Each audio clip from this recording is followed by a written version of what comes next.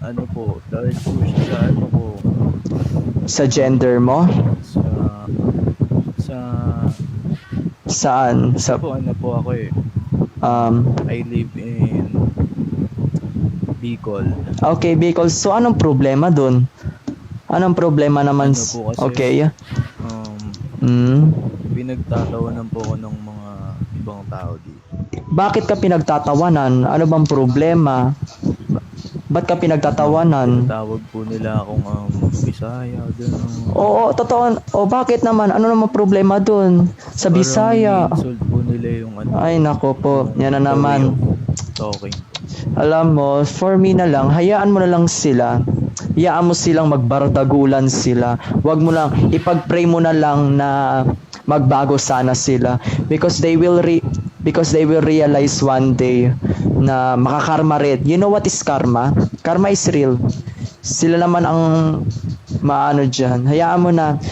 Kasi mga siraulo yan eh. Hayaan mo na yung mga ganyang taong yan. Ako naman po eh, ini-ignore ko po. Oo, intindihin mo na lang. minsan po kasi, Parang far na, parang malayo na, parang far super na. Para nakaka-offend na ba? Sa mga ganyang bagay na yan, you know, mayroon din akong mga ganyang kaibigan ko, mga ano ko, na ini-insult nila ako because blah blah blah, di ko rin alam kung bakit inaasar nila ako. But for me, iniisip ko na lang mga baliw yan, mga wala sa utak. So, 'di ba, for example, pag may mga nakikita tayong mga taong mga wala na sa isip, parang alam mo yung tanggal na yung ano nila, syempre iniintindi na lang natin sila. Iniintindi na lang natin sila. So we need to understand na lang kasi yung mga utak nila hindi pa fully generated or yung ba fully healed. Para mga siraulo ba sila, hindi sila tinuruan ng maayos. Sa mga ganyan na yan, intindihin na lang natin yan kasi mga sila, mga pabaya. Pinabayaan sila ng magulang nila. Yaan mo na. Ganon talaga. Intindihin mo na lang.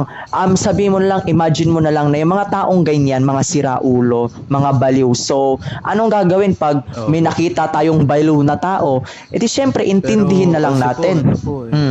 Minsan po talaga, ano po, pag naapektuhan po talaga ako, parang na-offend po ako. Offend. Ganon talaga. Nagsasalita po ako, tapos, Ay, may mga real niggas. Ganun talaga. Katulad niyan, yan mga baliw yan. Intindihin na lang natin yan. Kasi pinabayaan sila. Yaan mo na, intindihin na lang natin yung bang mga yan. Banana Q and Claire. Yan na lang. Yaan mo na lang sila yan. Yaan mo na sila magbardagulan. O sige, so continue. Intindihin mo na yan, mga mga wala na sa utak. Yaman na. Emotional ako, pre. Na emotion. Ganon talaga kasi iba rin ang problema mo eh. It's so very very hard naman na tawag ito, yung hindi pakialaman, yung tatakbuhan mo lang. Hirap ng ganon. Kailangan talaga move on. Kailangan talaga na kalabanin natin.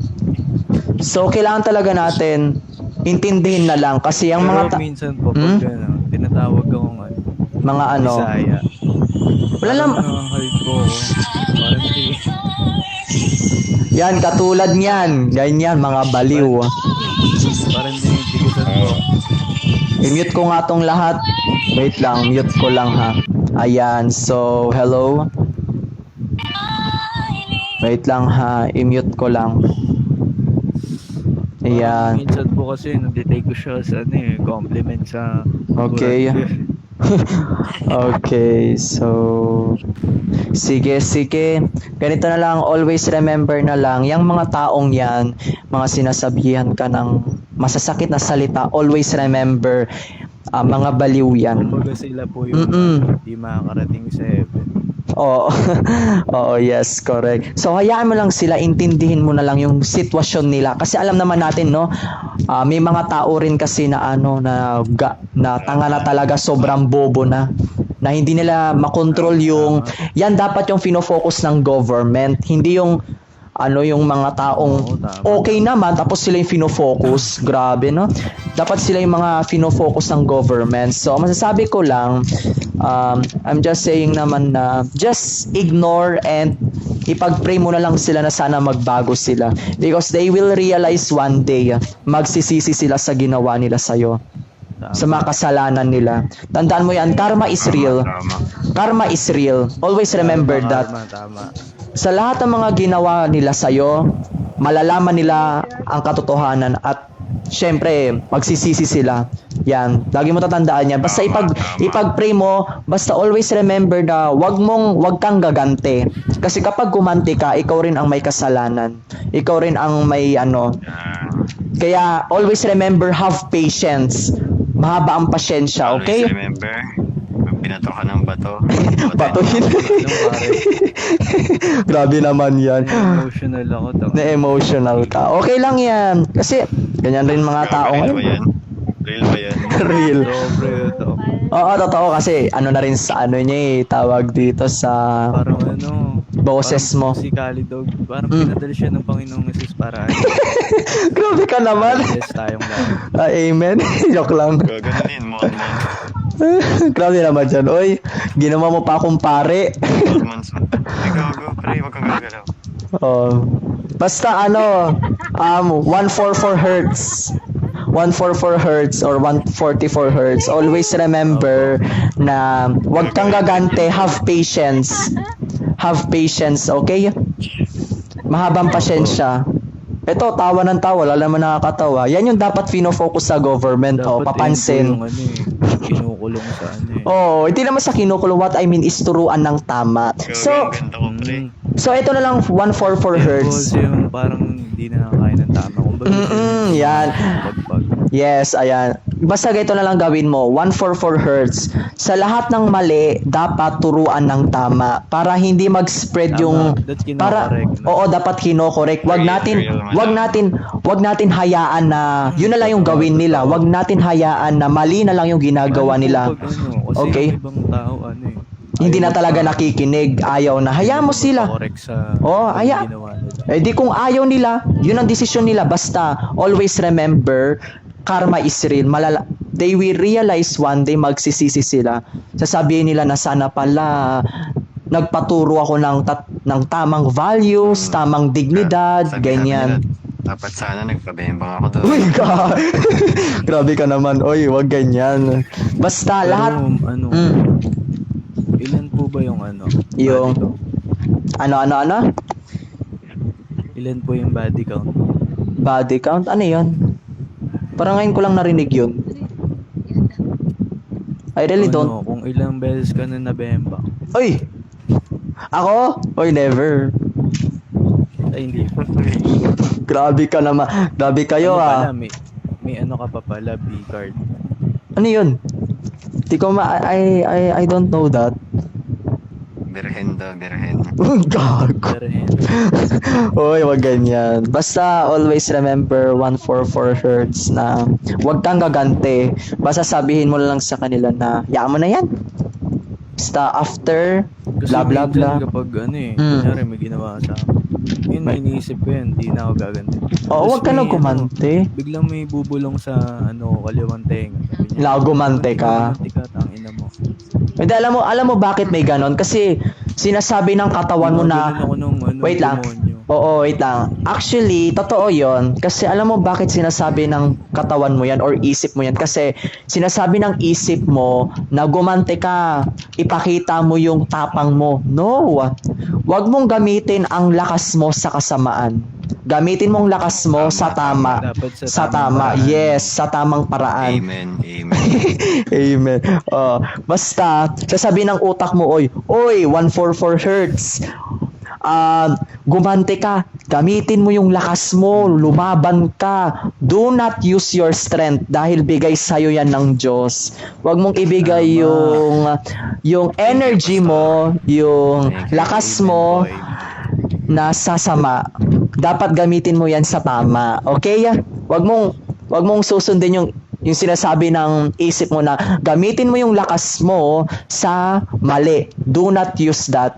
Kasi bigay sa'yo yan ng Diyos. May reason kung bakit binigyan ka ng lakas. Kasi, kaya binigyan ka ng lakas para magkaroon ka ng mahabang pasyensya. Hindi yung lakas mo gagamitin mo sa mali. Parang ako kasi, minsan, di ako naniniwala sa Panginoon. Ganun talaga. Actually, parang mga tao ngayon, mga scientific na, parang they believe in science. Kasi ang science, there is more proof na universe have created or universe is not created or ganyan-ganyan, 'di ba? Kaysa naman sa religious, siguro sa verse lang, 'di ba, sa Bible or sa anything holy book ng ibang religious. Pero kung sa scientific experiment or sa mga scientists, may proof talaga na ang tao ay gawa, yung ganyan-ganyan, bla bla bla. Kaysa naman sa religious, parang sa verse lang naman, 'di ba? So yun lang naman yun. So ito lang sabi ko sa iyo. If you are a religious person, siguro just pray. Ano bang religion mo? Are you atheist? Ano po ako, Muslim. You're Muslim. Ba't ganun? Allah Akbar. Allahu Akbar, my friend. Ba't Pero parang ano po, minsan parang nagkikrave ako sa baboy. ay grabe ka. It's halal, my friend. Ano ba tawag doon? Haram ba yun? Halal. Halal, yes, it's halal. Ay, haram. Haram, tama nga, haram, yun. Oy, bawal kumain. As a Roman Pero Catholic, napipigilan ko naman po, parang nanginginig ako sa... bakit naman Hindi ganon? ko kaya pigilan eh. Di mo, grabe naman yan. Oy, Muslim ka, tapos dapat tagilid ka na lang ng Quran. Yung holy book ng Muslim, alam mo yun? Opo. Yon. Kung ganon, kung yun yung nararamdaman mo, magbasa ka ng Quran. All of the verse, basahin mo. From the first and the end, basahin mo yung Quran para mapigilan mo yung sinasabi mo. Kasi masama po yan, kasalanan po yan sa Diyos ninyo. Masama yan. Kay Allah. Yes. Di ba masama yung kumain ng baboy or gusto kumain ng baboy pero bawal? Just forcing yourself. Ano kasi, parang pwede tayo. Pwede. Hindi bawal. Ano lang, secret lang. Secret, grabe. Oy, grabe naman yan. Oy, binaboy, sabi Pero pag niya. di ko talaga mapigilan yung cravings ko sa baboy. Nako, eto na lang. Pwede ba yun? Ano? Inaamoy ko na lang. Oh my God. May ano ka na, may sala, may ano ka na, may sin ka. Yung ang uso ng baboy. Oy, kahit ano yun, hindi. No. It's po yan, kasalanan po yan, lumabag ka na sa ninyo, sa religion mo. Nilabag mo yung yung rules and regulations. Pero malakas naman po yung pananampalataya ko kay Allah. Oo nga, yun na nga, pero ang problema nga lang Parang is pwede rin po kasi hindi balance. Oo, parang wag balance, dapat sumunod ka sa religion mo. Wag kang bababa, wag kang tataas. Just normal lang. Ng baboy ngayon tapos parang kinabukasan Oh my God. No. Pupurihin si Allah ng sobra-sobra, parang 100%. Sa tingin mo natutuwa sa iyo yung Diyos mo? Sa tingin mo God is happy you? Kasi, bakit ginawa ang mga bagay kung Alam mo kung ba't hindi dapat ito hindi naman lahat ng bagay kinakain Yung sa tingin mo ba, yung for example na lang, ano ba pwede? Lahat ng bagay ay importante kasi gawa yan nilikha yan. ng mga shabu. Uy! Alam mo, May pinaggagamitan siya na no. Ang problema lang dyan, yung mga tao. Oo, yung tao. Kasi, like what people said, hindi naman ang Diyos ang nagko-control sa buhay natin. Tayo po, may sarili tayong hindi yung Diyos ang nagko-control para ganyan-ganyan. Ang Diyos lang po, tagagabay lang yan sa atin. Kung saan man tayo pumunta, or kung nahihirapan ba tayo, guardian lang po natin. Ibig sabihin ng guardian, taga-guide lang yan. What I mean is, guardian lang talaga. Hindi naman ang Diyos ang magko-control. Yung for example, hihiga ka lang tapos ang Diyos ang gagawa or bibigay tapos ang Diyos ay gagawa ng paraan para mabuhay ka, para magkaroon ka ng pagkain. No, we have meron tayong sariling action. Hindi ang Diyos ang kumikilos kung hindi po tayo. Okay. Okay? Hindi Pero- okay yan.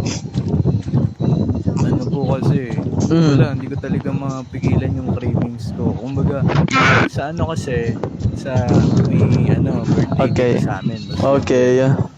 Naganda sila ng lechon. Oh, Diyos ko po. Birthday ya. It's my Feeling ko pwede lechon. rin kasi wala na mga nakakakita. Hindi, walang makakita, pero sa tingin mo, si God, nakikita niya ba yung ginagawa mo? Yes, of course.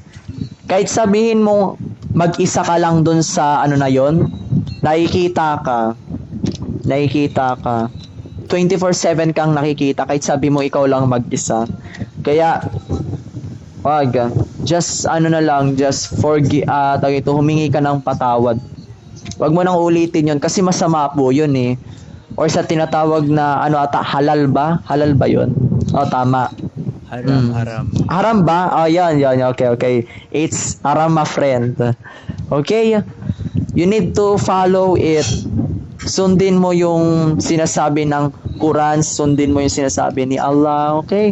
Sa mga ganun. Pero po ako, Muslim ako, pero may akong mga kaibigan, mga Catholic. Oh, yun na. Okay. Tapos one Okay na time, yun. May simbang gabi.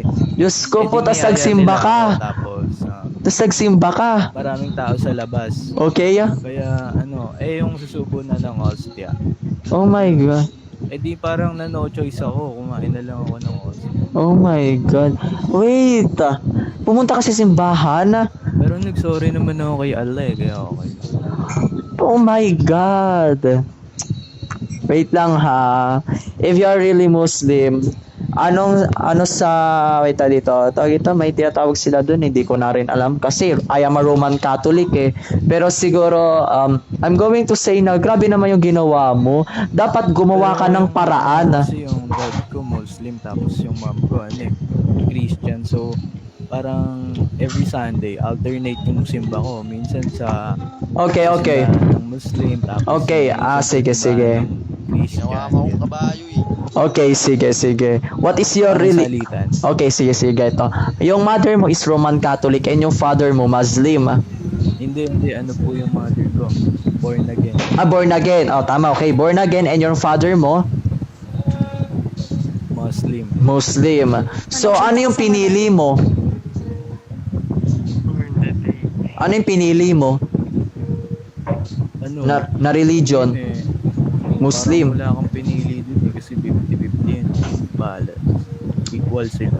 Oh my God, hindi ko rin kasi alam kung may ganun ba na Muslim magkakaroon ng jowa sa Kung gusto mo talaga maligtas sa kung gusto mo mapunta sa heaven, kailangan mo purihin lahat ng Diyos kasi Okay. Okay. Parang wala ka na rin choice eh. Okay, 144 hertz. Anong tawag sa heaven sa Muslim? Anong tawag doon? Okay, Heaven. Muslim ka ba talaga? Hindi nga po eh. Lang. 50% lang. Oh my God. Talaga ako, Hindi ko rin talaga alam. Kung ako, wala So, akong sino religion. Diyos mo? Who is your God? Pinupuri. Who is your God? So, bakit may Diyos dito? Ha? Oo nga, ba't andyan si Wait. Halo-halo yung religion mo. Oh, halo-halo. Kung mapa-birth certificate ka, walang religion. Ay, grabe na. Kumbaga, pwede yun sa lahat. Hybrid yun. Grabe to